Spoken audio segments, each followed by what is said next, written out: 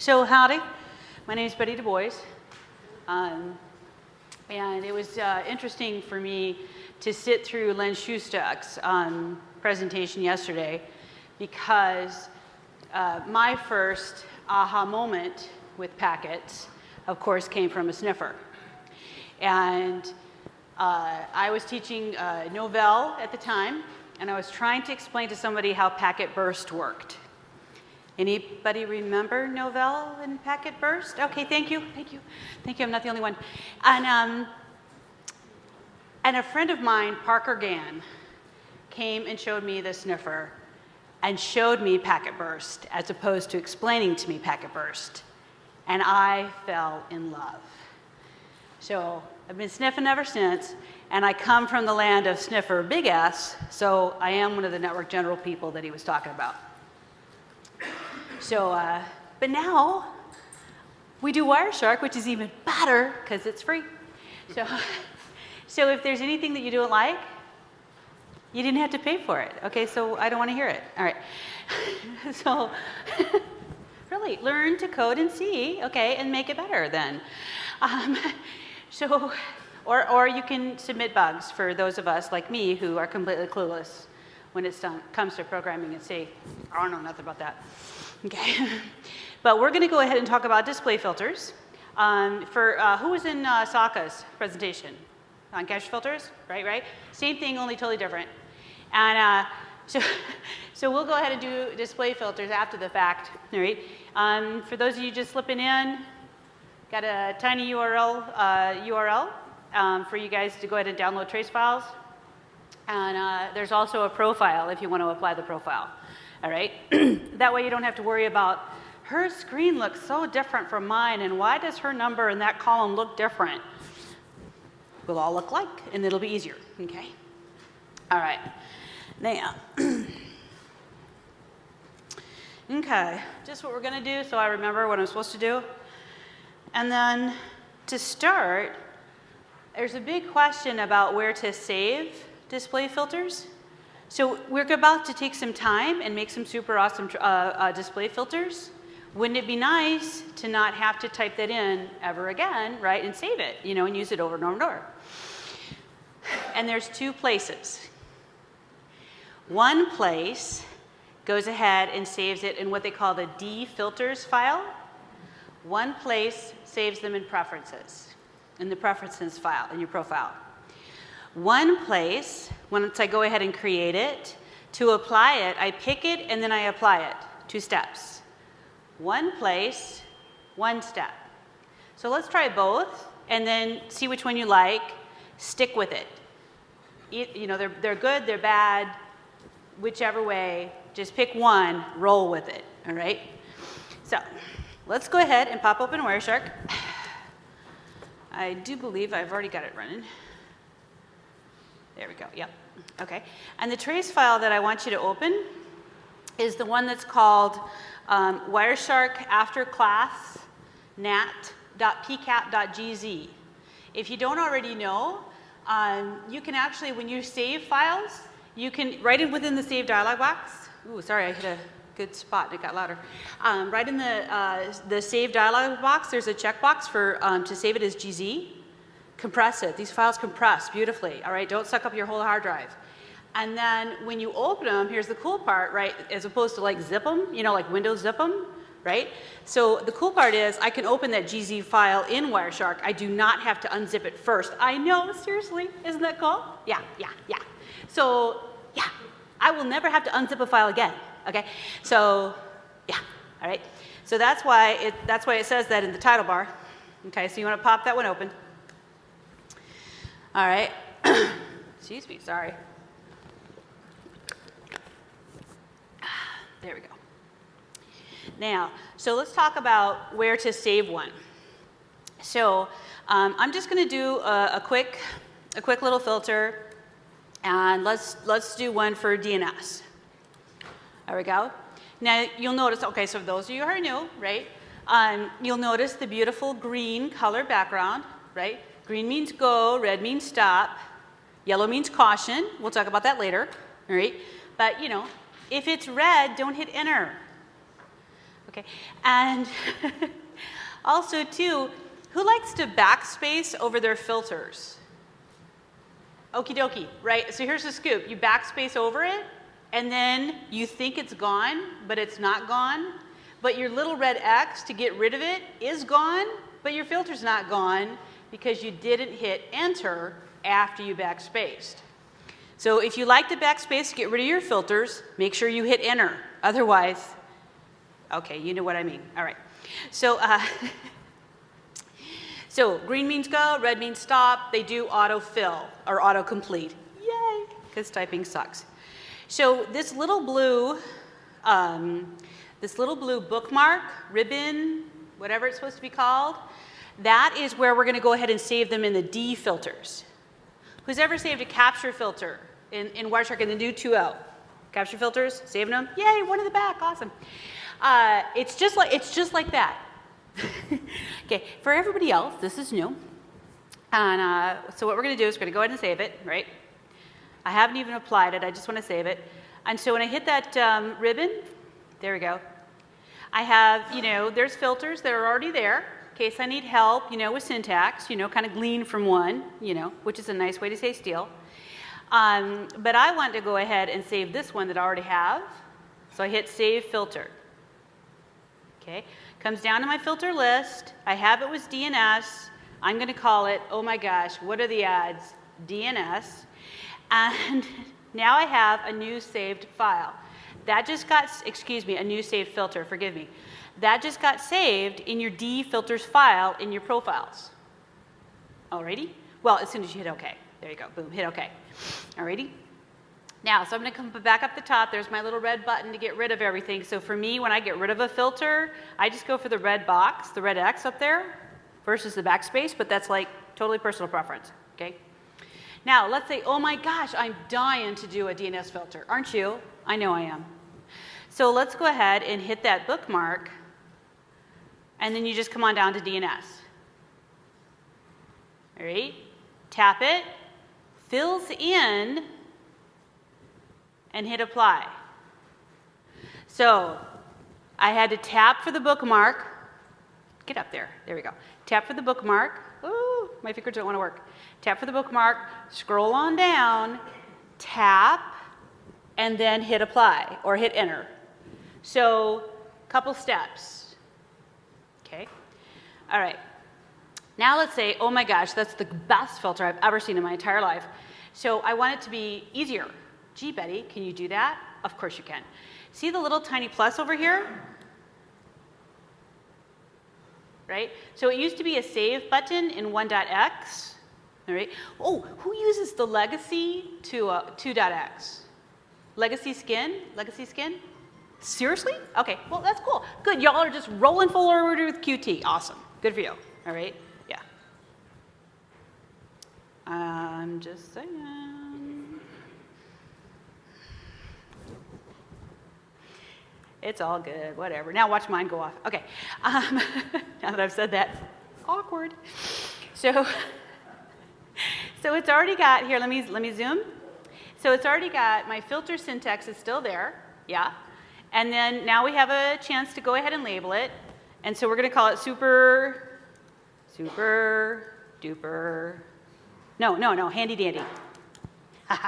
Handy dandy. There we go. So that's the label, all right? And then you tell it, okay. Now, boom, new button. So if I don't have a filter, right? And now I do, dun dun dun, one click, poof, done. I'm all about the poof, all right? So yeah, 3 to 1, what do you think I'm gonna do? All right, I'm just saying. So whichever way you wanna do them, that's cool. Sharing them in the preferences file, so this is the one that's saved in the preferences file. So sharing them requires that whoever you share them with, is a little quicker on the draw than somebody that you just give them the defilters file.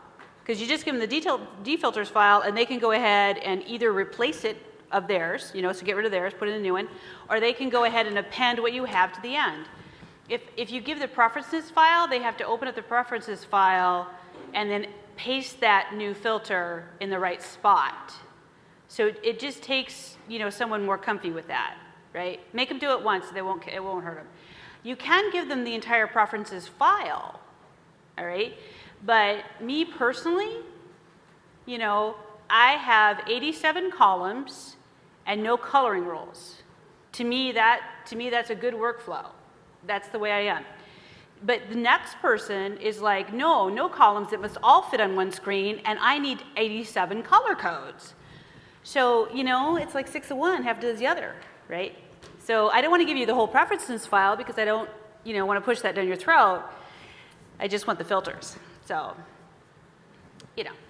make them suck it up and cut and paste, okay? Alrighty, so that's how I'm going to look at it, okay? Now, down at the bottom, we don't quite fit perfectly in the screen. So here, let me do this. Stand by. Whoops, get up there.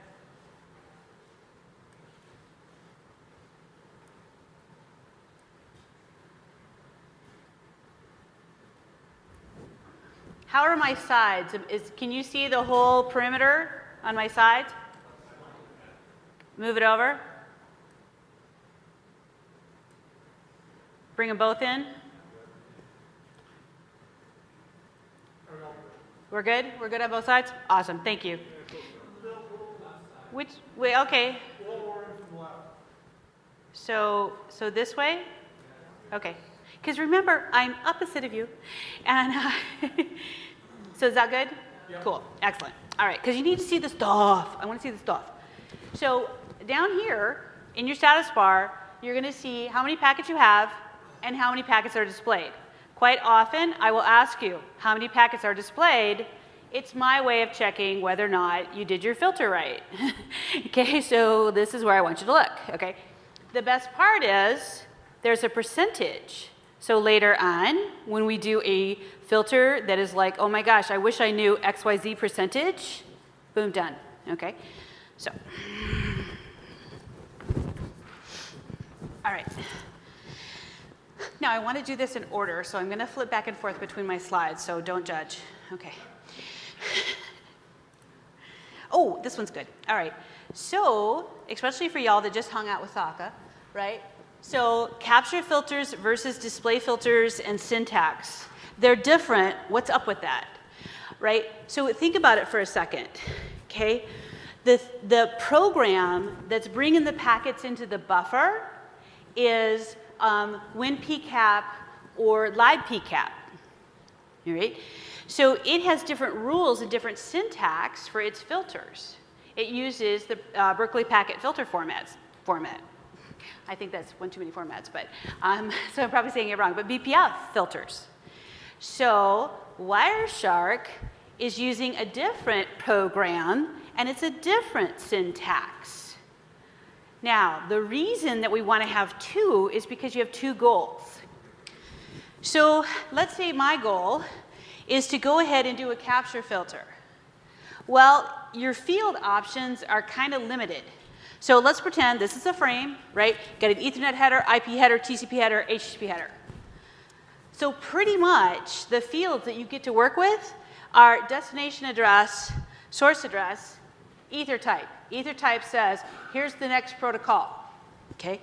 So then you have the IP header, and the IP header says you've got a protocol ID in the IP header, and so that says what's coming up next. Is it going to be ICMP? Is it going to be UDP? Is it going to be TCP? Right? And then you have a source address or destination address to work with. Then once you hit your layer 4, if you have a layer 4, you have source port and destination port. Anybody see a pattern? Who, and then what you're going to do. That's all you get. All right? And the reason is, let's think about it for a second. Who does 10 gig? Got it? Okay, so who's got it, right? Right? Now who sniffs it? Yeah, isn't that fun? Yeah, yeah. So I could have, on a fully saturated pipe, 14.9 million packets per second. Hoorah! Okay, I've been practicing that. And it'll get louder as we go. So So if I'm going to have that, that kind of volume, I need to be able to filter some stuff out as it's coming in. But it's coming in so darn fast. So you can imagine, here's poor, BPF going, okay, so I'm one PCAP, or I'm like PCAP, and I'm seeing the packet coming in, and I'm like, oh my gosh, I gotta go ahead and just figure out this filter. And then, all right, and then there's like 3 more in the way, and then it's like, okay, my buffer's full. Crap. Drop. Okay. So anybody ever have to analyze a trace file that has a whole bunch of dropped packets in it? Yeah, isn't that fun? All right. So you only get to be so greedy. That's why BPF limits you on your filters and what you could filter for. Now you could do an offset filter to capture filter, and then you could do anything. And I'm going to show you how to do offset filters and display filters. They work exactly the same way in capture filters. So you can do an offset filter if you want to, or need to, and filter for anything. But normally, I get a couple fields, and that's it. All right? Because we've got to make that decision right now. Bring the packet in. Okay? Now, my HTTP host field, way up here in the application layer. I got all day, man. I've already captured that packet. It's all good. I got 3 gigs worth of data. I think I'll go ahead and search for HTTP host fields. Okay. So that's why the syntax is different, because you can filter for anything and everything because you've got all day. All right. Sometimes it takes all day to apply it, but that's okay. All right, we'll talk about that at the end. So, that's why they're different. So you have to learn both. Just suck it up and do it. Okay. So, Sokka talked about the syntax for capture. I'll talk about the syntax for display. Okie doke. Display filter syntax, right? It is where, what, when. Where do I want to look? So do I want to look in the whole frame? Do I want to look in the protocol field? Do I want to look at a protocol header? Do I want to go ahead and look at a field name? Where do I want to look? That's required. Have to have at least that. Go this way. You have to have at least that. Okay? That's why we did DNS. So what it did is it said, hi, let me go ahead and filter any packet that uses the DNS dissector. So what other protocols, James, uses the DNS dissector besides DNS? The one that we were filtered for, do you remember? Starts with an L. There you go, LLM&R. So you'll get those. And then you'll also get multicast DNS, because it uses the DNS dissector. So when you do a filter for a protocol name, realize that, okay?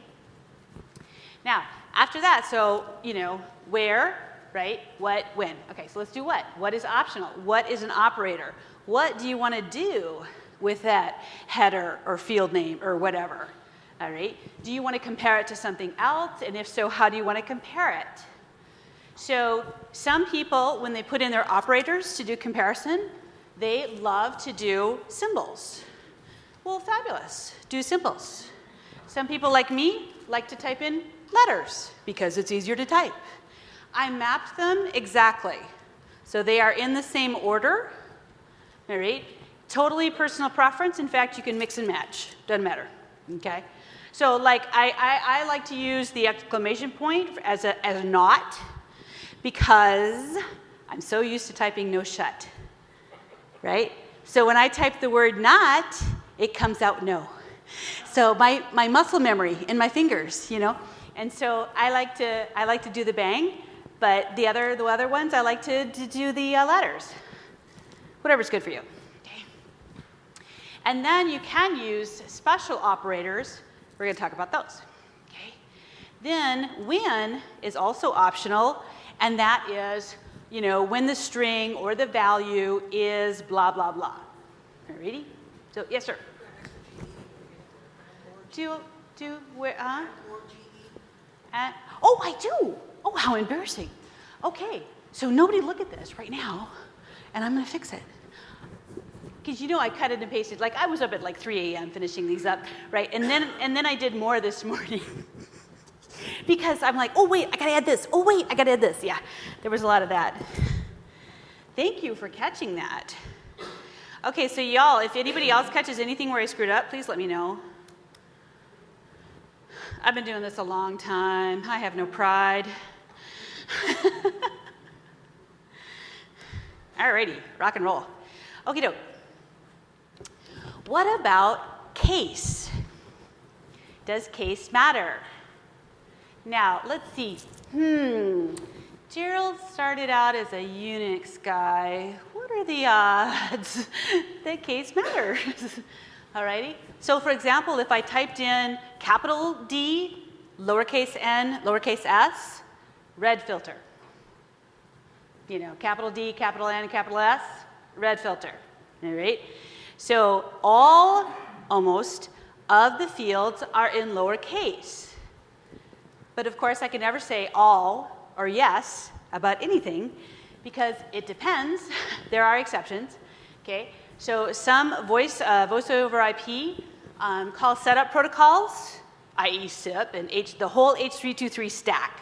Okay, the whole H323 suite. They use CamelCase. What's Camel? Oh, CamelCase is like, so for example, if, see how I typed voice over IP? Right. And it's mixed? CamelCase. All right. Specifically, like if I do if I'm a Pascal person, you know how it's like Shark, capital F, Fest? That's CamelCase. Cool. Yeah. And yeah, so it could be a variety mixture, any mixture, yeah. And so, but the most common used is the, let's separate the words with capital letters, yeah. So yeah, so you've got SIP or you got H323 or any of the H323 protocols. Yeah. So it's like lowercase, whatever the first protocol is, right? Whatever protocol you're working with, dot, capital letter, some field. It's just the way it is. Okay. And you know, it was pretty funny. Actually, was it you, Jim, that told me? Or were we talking about this? Okay, well, one of the developers told me that it was probably they had just copied over some libraries that already had enumerated all of the different fields. So yeah. So I'm like, you know, because every time I look at that, I'm like, okay, what developer did not get the memo when they wrote the dissector? And then when one of y'all has said that, I'm like, oh yeah, that makes sense. I'm all about the copy and paste. So there you go. Okay, so if you ever type in a filter and it's red, that's why. Okay. All right. When in doubt, right click. So let's right click some filters. Okay. Now, oops, my mouse went to sleep. There we go. Okay. Now, my workflow, all right, because I do, I do training, Wireshark training for your Wireshark U, right? I do training and I do consulting. Okay. So my workflow when I'm trying to find something and work with it is literally I do a find and then I right click on the stuff that I found and make a filter with the stuff. So let's do that. Okay, so here, I don't know if you knew this or not, but when you do a find and you already have a filter, it only looks in the packets that are displaying. So if right now I was to do do a find for something that would appear in the HTTP header, oh well, ain't gonna find it. Okay, because those packets aren't showing up and it's not gonna search those. All right, so let's do a Command F. Whoops, let's try that again. If I'm gonna do a Command F, I gotta be down here. There we go. All right. And so before I fill in my toolbar, I want to clear my filter because I actually want to look at everything. So I'm going to hit enter in my display filter bar. There we go. Now they're gone. Okay. And I'm looking for Google. So here, let me zoom. Bless you. There we go. So I'm looking for www.google.com. Now, notice that find uses display filter syntax. When we're all done, like one of my last slides is, where in Wireshark can you use display filter syntax? Lots of places, all right? So it's an important thing to know, okay? But I don't want it in my find, so I pop it down to string. There we go. And I want to go ahead and find that, not in the packet list, but in the details. So there on the left, I go ahead and drop it down to details. Great, let's go ahead and find it. Okay. So I scored on packet 1464. Happens to be a GET.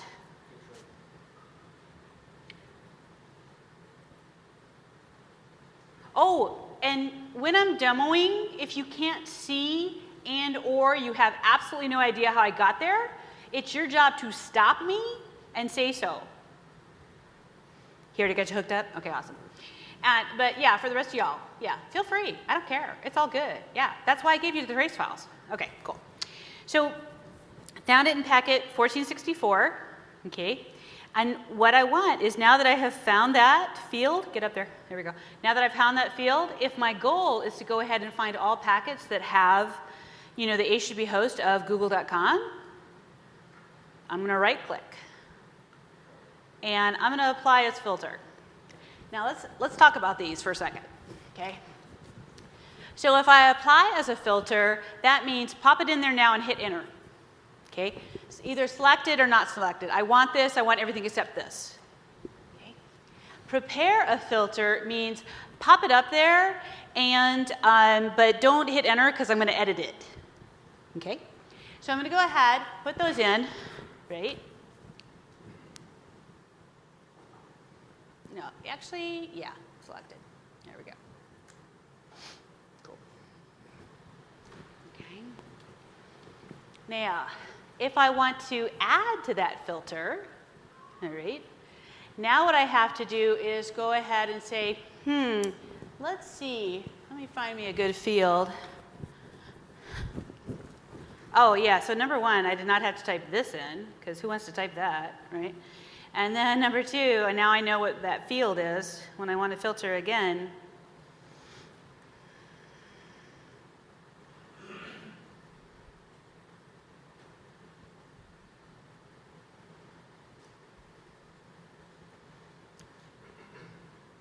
Yeah, oh, I know what we'll do. And so what I want to do is I want to add to that. So I've got a lot of gets, but maybe I have a post. Maybe I have a put. And I want to see if I want to go ahead and filter for just the gets, okay? So I'm on my google.com, right? So I come to the field just above it. Go ahead and pop that open. And you've got a request method of get. So you have to expand that field. Don't filter on descriptions. So I'm sure there's like a serious word for what these thingies are, where you have the, like, you know, expand, you know, and it's like a description. That's what I call it. I call it a description. So, but when you do that, pay attention to the field name down at the bottom. So if I go ahead and filter there, I'm going to get everything that has a Wireshark expert analysis flag. That's not what I want, all right? So 99% of the time, you are not going to filter on anything that has, on any line that has a plus, okay? So I want the get, and just the get. There we go. Alrighty. So I'm going to go ahead and do a right click on that, right, because everything's a right click in Bettyland. And I'm going to go ahead and say apply as a filter, but not quite yet, right? The dots. So I already have a filter in my display filter bar. My goal is to add to it.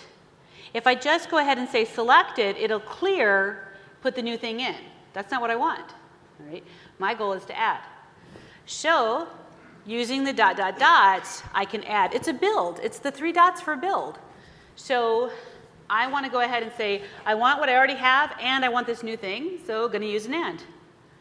So and selected. There. If you all have 17 packets, you did it right. Yay. Okay. Now, for all I know, they're all gets anyway. We didn't make any difference when we filtered, but you know, the goal is to prove a point, okay? Now, the funny thing is, okay, If you do a build, it puts parentheses around what was already there. And then it goes ahead and puts in whatever operator you chose, and then it goes ahead and puts parentheses around your new thing, whether you need them or not. Now, if you have an or, parentheses are a big deal. But if you do an and and an and and an and and an and, most of the time it's not that big of a deal. But the goal is, it could be a big deal. So why not just put them in all the time? So that's why you have all those extra parentheses. They're not hurting nothing, leave them in there, okay? Sorry? Oh, okay, no, nothing else? All right. So then let's say I want to save it. Of course, hit that little plus. Boom, HTTP, get Google. There we go. Okay, and now I have 2 buttons. So anybody know where I can edit those buttons now that I got them? Oh, you nodded, so you have to tell everybody. You know I'm looking at you. Boom, edit preferences, exactly. So for me, that's Wireshark and preferences, because I'm on a Mac. Okay, and filter expressions. Okay, so I can drag and drop them. I can edit up my filters for the syntax to my heart's content. They're perfect, okay? Now, but wait, there's more.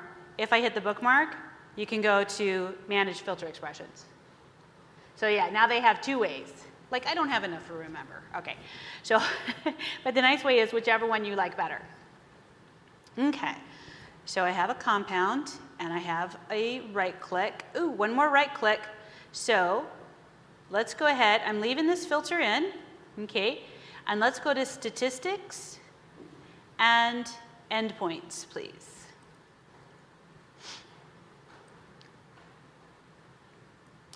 So, because I'm all about the right-click filters. So many of the statistics, the workflow is pop open the statistics, look at it from the big picture, what jumps out at you, what's interesting, right-click on the interesting. Okay, there's the workflow. So for me, right, I want to go over to IPv4, and you know I'm dying to see who the top talker is.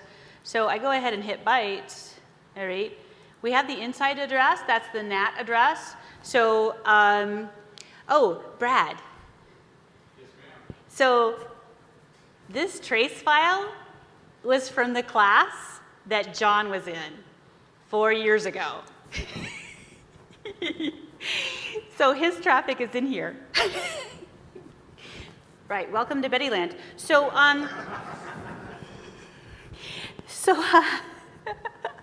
sir. I'm sorry, have you get this thing? How'd I get there? You bet. So let me close it, right? And I said statistics. I said endpoints. Oops, endpoints, right? And then once it populates, I came over to IP. Okay, Cool. And then I sorted it by bytes. So this is the 192 address is the inside address, right? So if I filter for that, I'm getting all my students. So I would have to go into higher layers to figure out who is who. And of course, you know there's ways to do that. I know exactly which traffic's John's. But if let's say I wanted to see one of the servers. So for example, I got a 74.125. Who is that? Thank you. Okay, you were scaring me there for a minute. Yeah, it's Google. All right, it's one of Google's ranges. So let's do that one. So I'm going to go ahead and right-click on it, apply as filter, selected. Okay. Now, of course, I could have had on name resolution, and then I would have known it was Google. All right. I also could limit it to display filter. So we already have a display filter going. What IP addresses are involved there? Okay. So we had the 173.194s, which is also one of Google's ranges. Okay. But I'm interested here. I'm going to turn off limit to display filter. All right. I'm interested in the top talker, almost top talker. There we go. Top server talker, and I want the 74.125, 140, 132. Apply as a filter. Selected. Cool. All right. Now, that syntax, ip.adder equal 74 dot blah, blah, blah, that's like muscle memory for y'all. All right, that's something that you will type so many times you don't have to look anymore. Okay, ip.adder equal. All right, so that's one of the ones you're going to put in a lot. Now, especially for y'all who went to Saka's presentation, let's say I'm interested in, 74.125, 140.132 is my top talker. I wonder, gee, if there are others in the 74.125 subnet. So in capture filter syntax, it's net, like in subnet, okay? Net, and then the address, slash, however many bits. Same thing here. ip.adder equal, right? I'm going to do a slash. I'm going to look at the first 16 bytes. So the 140 and the 132 disappear. And now I can go ahead and see if there are more. So look down. How many we got? 7.5%. Keep that in your head. Hit enter. 14.5%. So yeah, I have other Googles, right, besides the 173s. So they're all over the place, yeah. So I'm like trying to teach class, and they're like, surfing the web, look at Google, okay? And, it's okay. I already cashed their check. So, alrighty. So those are the right clicks that I'm going to do. I'm going to work from the packet itself, find the field, right click on the field, make the filter, maybe find it in statistics, right click on it from statistics. Those are the easiest filters. Well, let's get a little harder. All right. Okay. Go ahead and hit your drop down. And remember how we had HTTP host, www.google.com? Okay. Go ahead and bring that one up. And let's change the www to talk, T-A-L-K.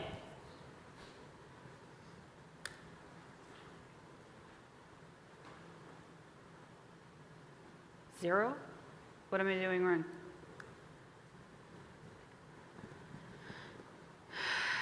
Oh, for the address. Okay. All right. Let's try it again and do it right. Sorry. I tried to cheat and use a shortcut, and I shot myself in the foot. Okay. Let's do a find for talk.google.com. There we go. And so in my head, I'm thinking normal GET packets, which have an HTTP host field. But I forgot, because I was up till 3 o'clock in the morning writing slides, that the packets we're about to look at are not normal GETs. Okay. So let's go ahead. We're hunting for talk.google.com. I still need to look in the packet details. Go ahead and do a find. So I have packet 1648, all right? And there's a query. So double click on the blue line, take yourself to 1649. And I have an answer. Oops, I have an answer. There we go. So talk.google.com, 74.125.130.125. Now, your job is to go make a regular address filter for that. Let me know when you're done.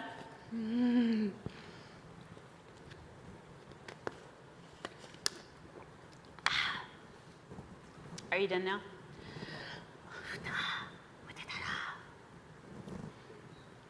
All right, well, there we go. We're done in the front row, so we're rolling ahead. Okay, so I know, see that, yeah, the hard typing numbers is hard. That's why I like to right click.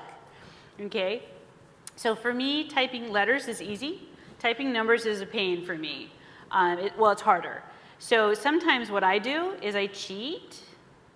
And when I'm looking for, my goal is to find all traffic that's using that IP address, because that is talk.google.com, and it could be other servers as well. I don't know yet.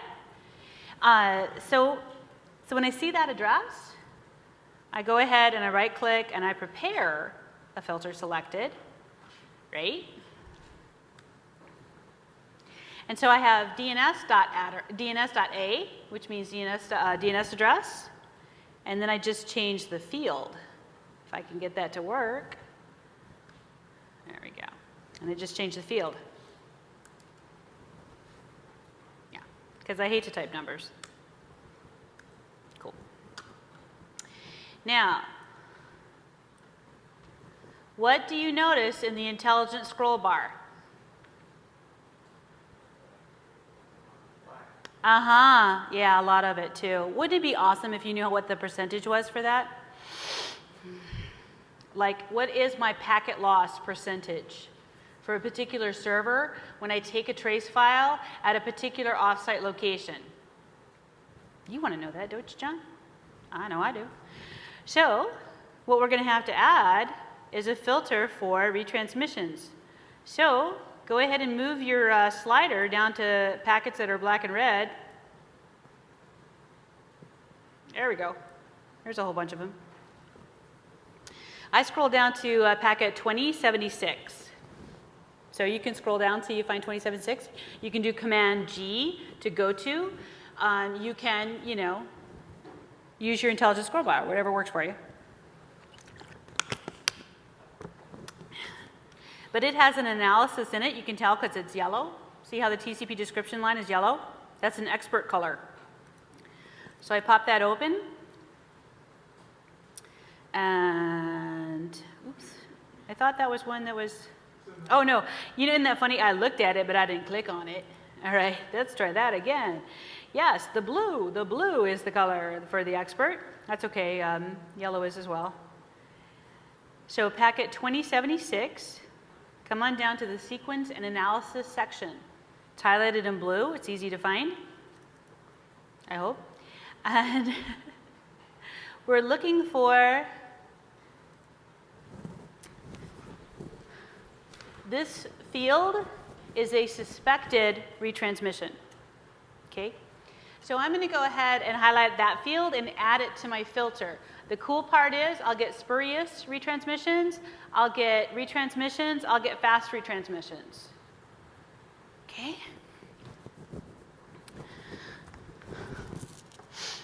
Now, so if you add that to your filter, prepare a filter selected. Oh, Betty, what were you thinking? All right, so I'm going to take a deep breath, and I'm going to go ahead and hit my drop down, and I'm going to be so incredibly grateful that there is a drop down, and I will try it again. I did that just to show you how easy it is when that happens to you, what you should do to get yourself out of the hole. And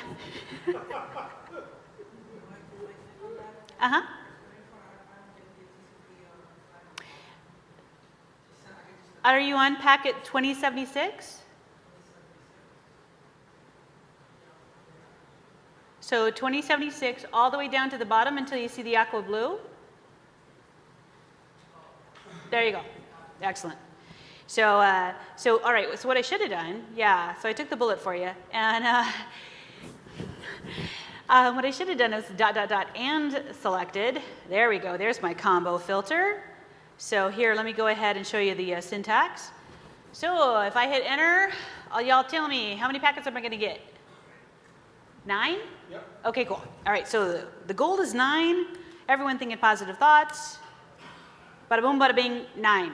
Yay. So itty bitty teeny tiny percent. But the goal is I have this subnet, right? I'm at the I'm at the, the branch office, right? And I want to know when I'm going to one particular server farm, just my Citrix server farm. My email servers happen to be fabulous and everything's great, but my Citrix servers were having some challenges, and I want to go ahead and capture everything and then do a filter for going to subnet X, how much packet loss do I have?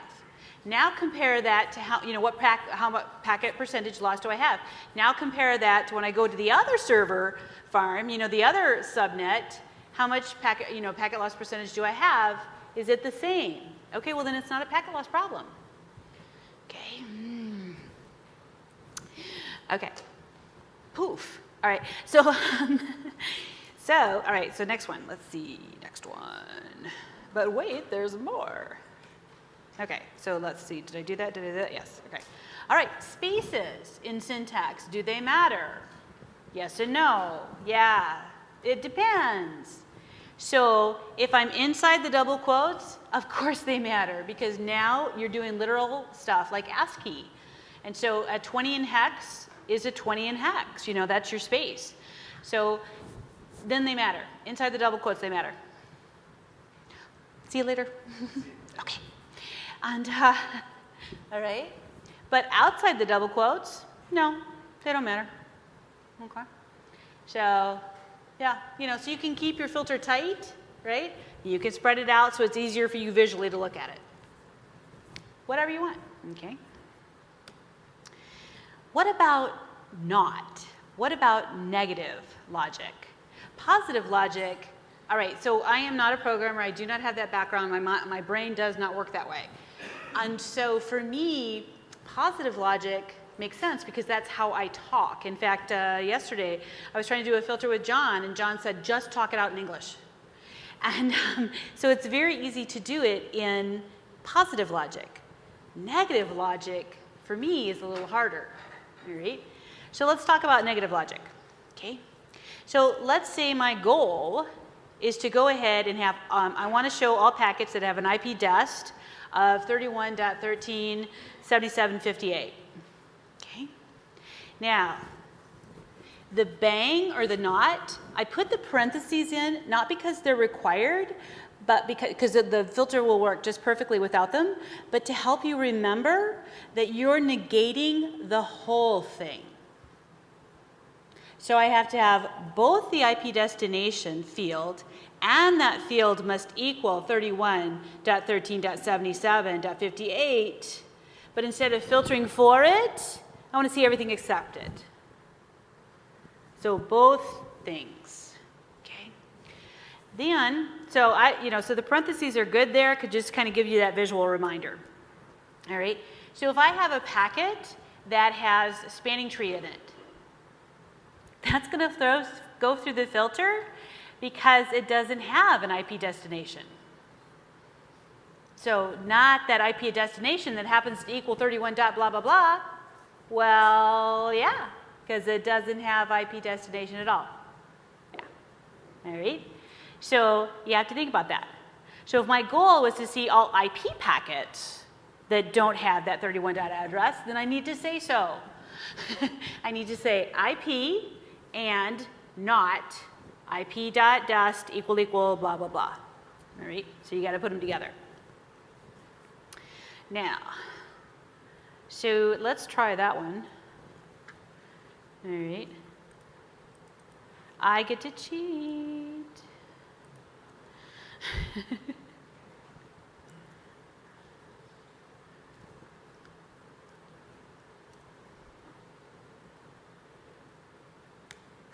Okay. So when I copied over, I missed my final paren. That's why I'm red. There we go. Now I'm in the good paren. Okay. So if you try that filter, 98% of your traffic is not one IP destination. Okay? So that address only had a little bit of traffic in this trace file. Yeah. Let's say that I want to go ahead and say that I don't want a particular address, but I don't want to see a IP and, not IP dot dest equal, right? I can use not equal. Anybody know what color a not equal filter is? Yellow. Caution. Yellow means caution. So anytime you do a filter that has a not equal, a bang equal in it, or an NE filter, it will go ahead and turn yellow just so that you use caution. Okay, because you might not get what you think you're going to get. So for example, I want to see all packets that have IP destination fields. All right, so they have that field in the packet. So in other words, all my IP4 packets. Unless, of course, the destination happens to be 31.13.77.58, go ahead and get rid of those. That's what a not equal means. So when you do a single directional filter, forgive me, a single directional field, so IP.dest versus IP-adder, single directional field, not equal works exactly like you think it should. And it works perfectly and beautifully. Okay? The yellow's just to freak you out. Okay? But now let's say I use an IP-adder field. I use a bidirectional field. Then it's a little different. Okay? Because what I'm doing is I'm mixing that OR, because, for example, IP-adder is really IP.src or IP.dst. So it's really, two fields. So when you think about, if I want to use a not equal, you have to think about what are you going to do, with the ORs together. A lot of times, if you go ahead and say not equal or not equal, you end up with everything. Okay? So you have to start to think about the syntax even more. So I have an example. IP.adder = 31, 13, 77, 58. It shows, instead of getting rid of them, it actually shows all of that IP address. I might as well have done a filter that said IP-adder = 31 dot blah, blah, blah, which is exactly what I did not expect. But that's what happened. Okay, so let's try that one. Oops. So right now, I have my IP destination.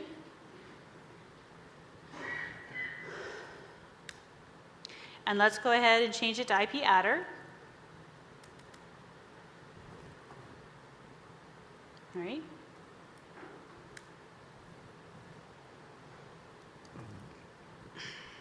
So I remember when I said that this IP address is only a little bit of the traffic. Let's see how little bit.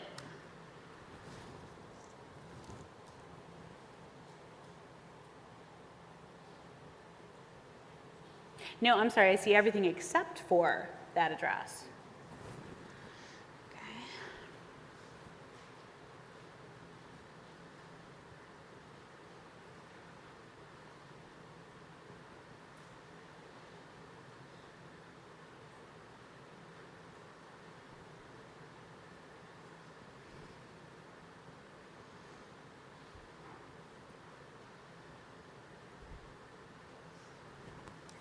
If I want to go ahead and look at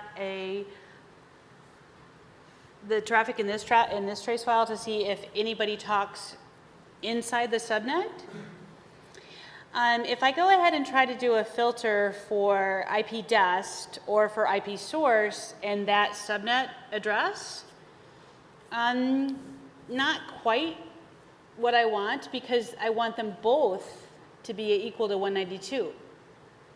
At the same time.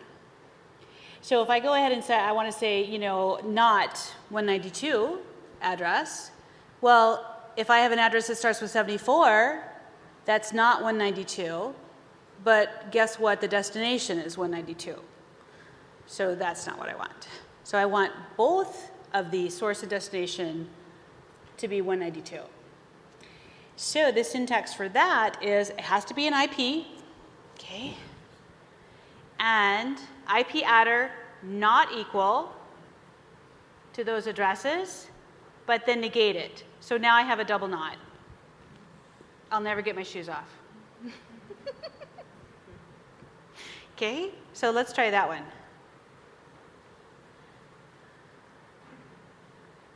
So I'll go ahead and put that in my Wireshark, and then I'll zoom.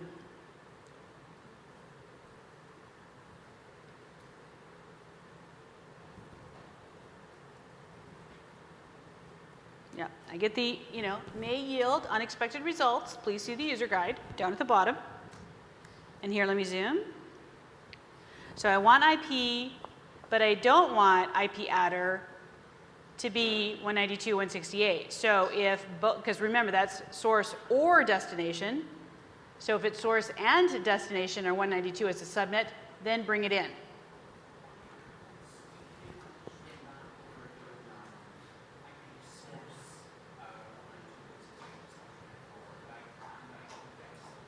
to do it as a positive logic.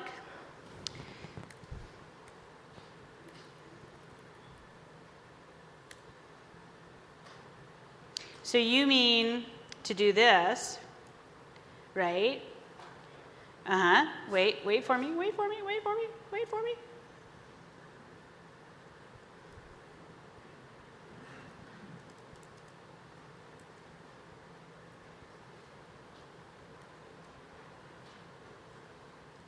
Right, that's what you meant? Okay, because it's longer. Yeah. Remember, I hate to type numbers. There you go. It's as simple as that.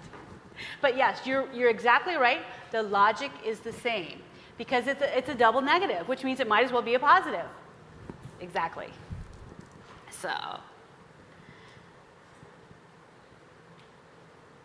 And you know, it's funny, as I sit here and look at this, I really have to wonder why I need the IP part.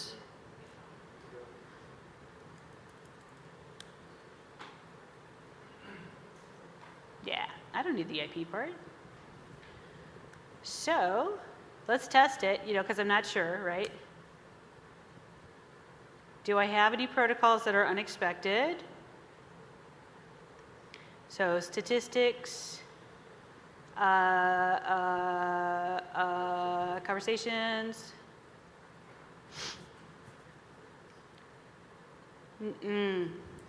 Okay, so I need to say the IP. Because see how I have packets where we talk outside the subnet? The goal is that, yeah. Say louder, help me out.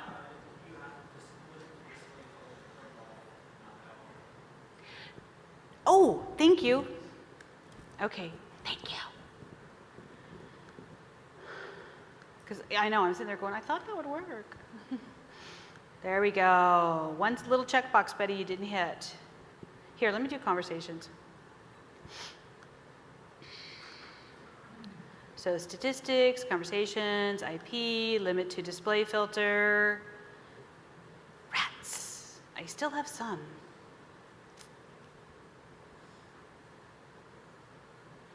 Yeah, so with the double knot, I didn't have any. So I want to double knot it. Yeah, I don't know either. Oh, we have an idea. Yeah, hi.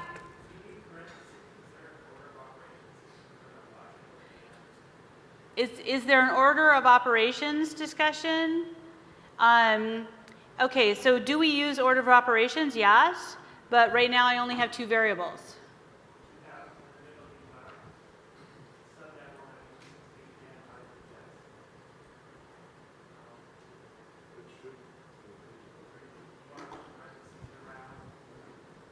Around each?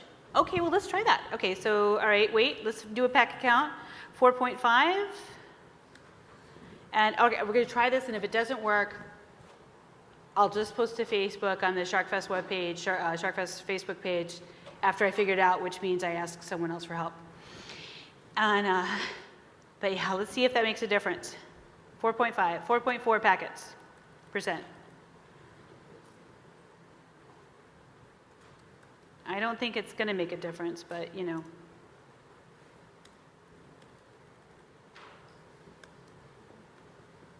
But you never know until you try.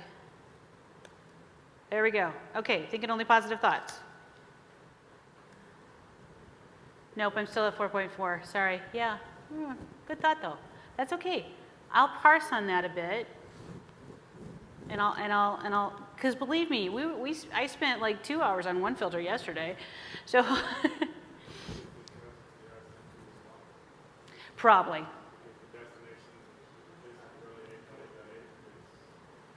See how those are the same?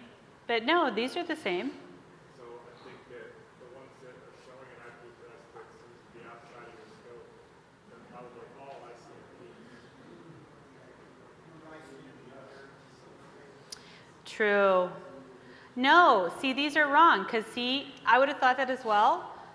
Like your first IP header, it was correct, 192 to 192, but your second IP header was mixed. And what we're seeing is mix. But the destination, the source matches your rule set. Ah, I see. So source here, dest here. My eyes stayed within the line. Your eyes went diagonal. I see. Well, this is a certain person's filter, so I'll go to the certain person's person and say, dude, what's up? No, you get a totally different answer with that. Yeah, yeah, you get a lot. You get almost the whole trace file. Yeah. So everything with the ARBs. Yeah. So because that 192 address is in every packet. So yeah. So I'll parse on it. No worries. We'll go ahead and I'll post it to the SharkFest webpage. What the deal is.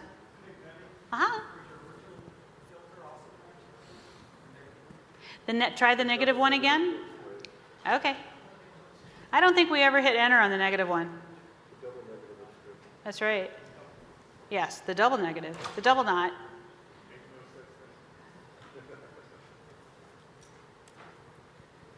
And then we're going to move on no matter what you say.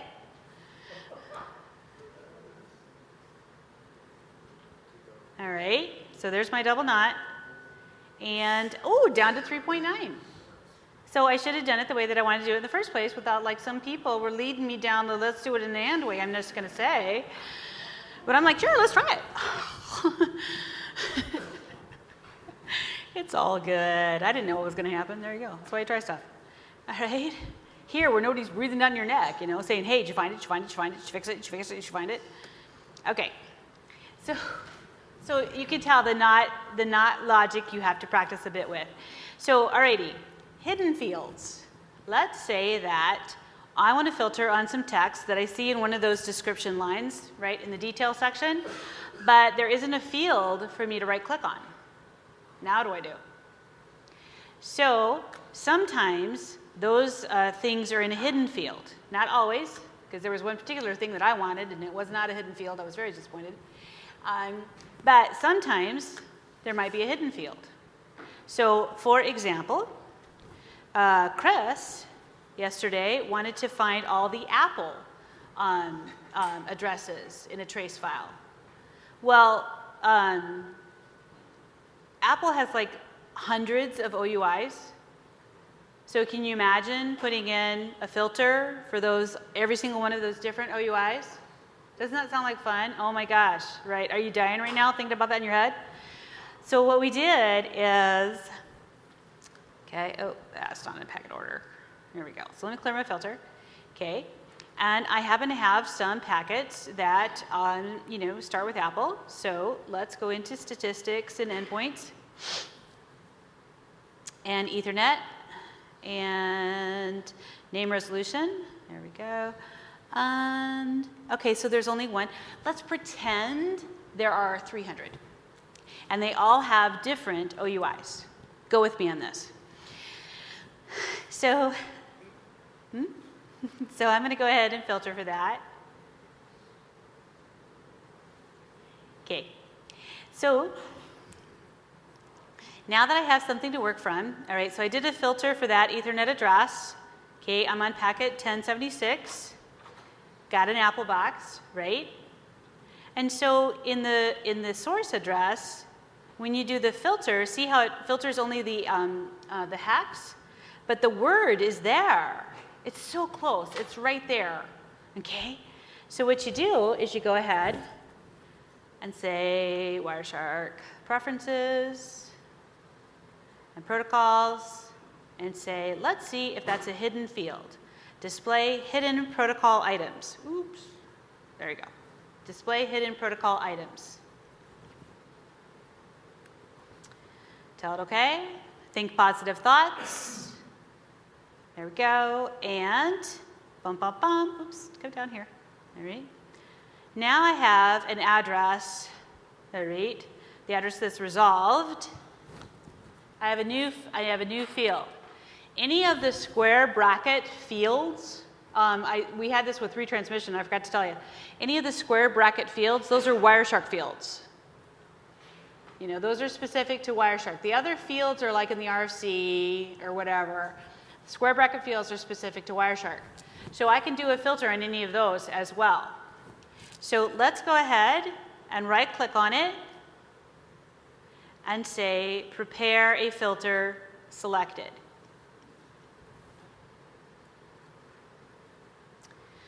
Now it's in the text format, in the resolved format. Now, if I go ahead and hit enter, remember we're pretending that there are 300 different Apple addresses in there. How many different addresses am I going to get if I hit enter?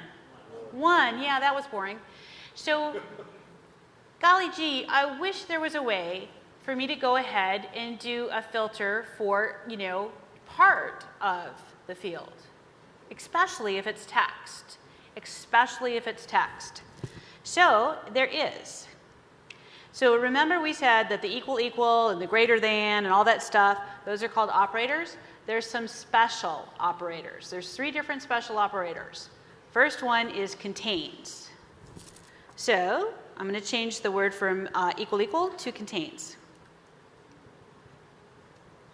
Okay. Now, what contains means is it is completely an ASCII filter. It is only a string filter. And it's a literal string filter, which means case matters. So the capital A is supposed to be capital A. All right. Now, so if I say ether adder resolved contains Apple, all of a sudden I get all 300 different OUIs. Dun dun dun. Does the field have to be unhidden for that to work? No, sir. Nope. I know. Yeah, no, I did not have to.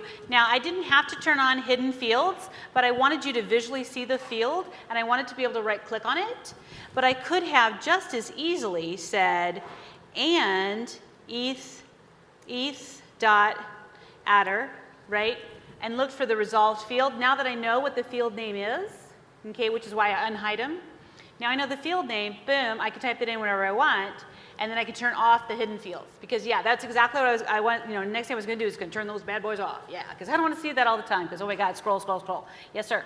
On my system, the MAC address is resolved to Apple, resolved to Betty Land local. It did. All right, so here's the deal on that.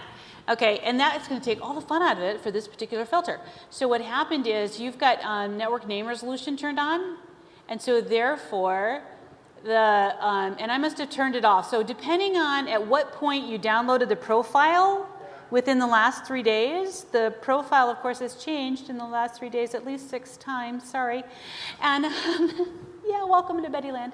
And so at that, when you downloaded it, the IP adder, the IP layer was resolved as well. And so therefore, Wireshark always wants to show the highest layer address that it can. So it'll go ahead and use the IP name to resolve, to show for the MAC address. Yeah, that's why you got Betty Land. Yeah. How do I turn that off? So here's what you do. Okay, so here, let me fix this filter. Stand by 1 second. And then you go ahead and say, edit preferences. And you come on down to name resolution, and you turn off resolve network addresses. I'm sorry? Yeah. Hey. Yes. Oh, seriously? Oh, okay. Thank you. Nope. Thank you. Appreciate you. I've got resolved MAC addresses on, but I've got resolved network IP addresses off. You have resolved network IP addresses off? Yeah. No, he needs resolved MAC addresses or the filter won't work. So I don't know. We'll have to look at it after the session. There's a reason. I just don't know what it is right off the top of my head. Okay, I know. That's why, because it should not have resolved it that way. So, all right, let me throw it out to the group. Anybody show Betty Land in their MAC addresses? Okay, all right, so we got one more too, so don't feel bad. There's a reason, we just don't know what it is. But I want to talk about Regex, and I have 5 minutes. Okay. So, yeah, so I'll come back to you, I promise. All right. Now, okay, so big deal, you know, ASCII filter, so therefore case sensitive. Oh my gosh, golly gee, I don't want it case sensitive. Well then, my friends, you're going to go ahead and use a matches filter then. If you use a matches filter, it's going to go ahead and invoke the Perl compatible regular expressions engine, and you're going to get all sorts of cool stuff. It is still a string filter. So does that mean you can't use it for integer fields? Yes, that's what that means. So there's going to be a filter for that in just a second. Okay. So the different matches, filtering, yeah. Yeah, so, that has its own little world right there. Yeah, I thought that was pretty good. And so, you can get into a whole nother world when you start to add Perl-compatible regular expressions. But hey, if I can do it, how hard can it be, right? And I'm only using it for Wireshark filters. But here's the cool part, right? So who uses Nmap and or snort? Exact same Perl-compatible regular expressions. In fact, my last slide is translating a snort rule to a Wireshark filter. Okie doke. So why do I care about matches? Because it has special characters. The special characters are referred to as meta characters. And so what those meta characters mean is instead of just looking at this as literal ASCII, which is what contains does, all right, I want to go ahead and look at a particular piece of a string and do some funky stuff with it. So for me, the big thing is case insensitive. Oops, oh, that's not what I meant to do. I meant to highlight that. Okay, so boom, highlighted. So parentheses, question mark, I, parentheses, that means the rest of this string does not have case sensitivity. It's insensitive. That's what the I stands for. Or I want to use wildcards. Well, oh my gosh, there's a ton of wildcards. So the letters and the symbols at the top, those are the ones that Wireshark uses. Are there more in Regex? You betcha. But these are the ones that Wireshark uses. Okay. And so if I want to go ahead, for example, and I want a particular value to only be at the end of a field, .exe. So if I'm trying to look for those, if I find it in the middle of a field, it may mean something completely different. If I find it at the end of the field, that's what I'm interested in. So therefore, I put in that string and a $sign. It means it must be at the end of the field. Right? I can apply matches, filters to fields, headers, the whole packet. Fields, headers, the whole packet. There's one more. Data. Okay. So any of those I can go ahead and apply it to. Now, oops, let's do a matches filter. Yeah, let's do it. Well, I want to do a, all right, you get to pick. Regex filter, matches filter, offset filter. Regex filter. Okay, so let's do a regex filter. Okay. Now, for example, I love my pipe string yarn. Okay. Let's say I'm interested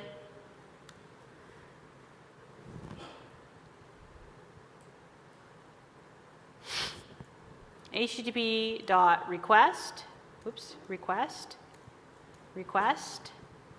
method. Request method can be quite a few things, right? So let's say I'm only interested in the gets, the puts, and the push. I don't care about the connects or the heads. So I say matches, and then I go ahead, if I'm going to use a meta character, I have to double quote it. So I double quote, put in case insensitive, because I'm not typing this all in caps. All right? And then I go ahead and say, oops, before I close that quote, oops, here we go. No, I'll put it in, I'll do it right. There we go. So I'll do a get. Oops. There we go. Paren my set. I'll do a get, a pipe, a post, a pipe, a put, a pipe. Oops, not a pipe. And then a double quote.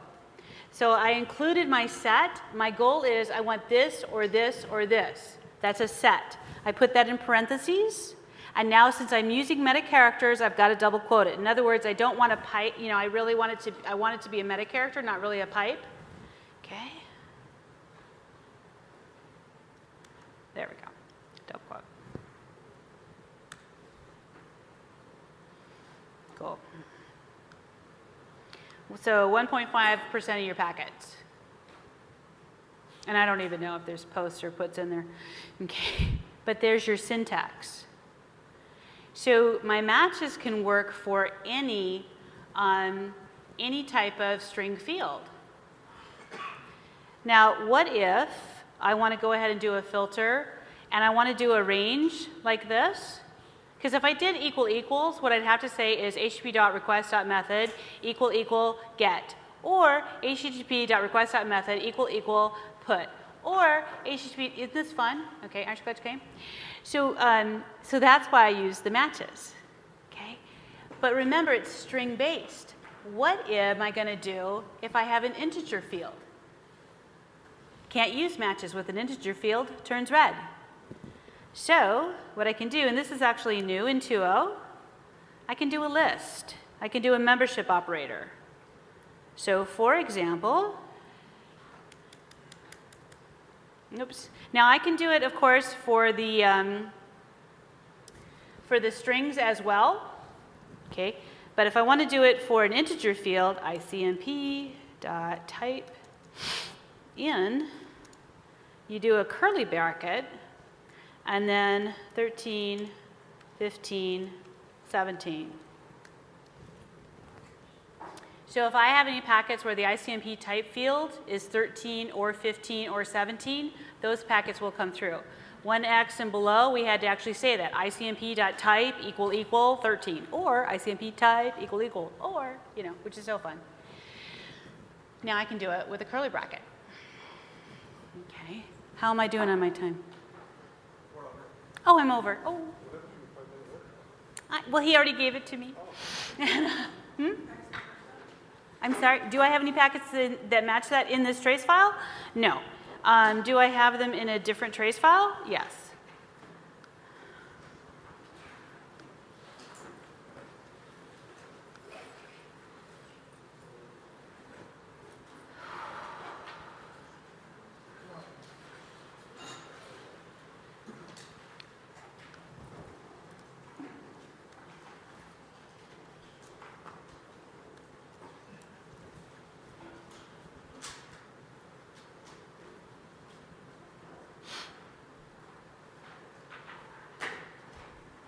Got to load. There you go.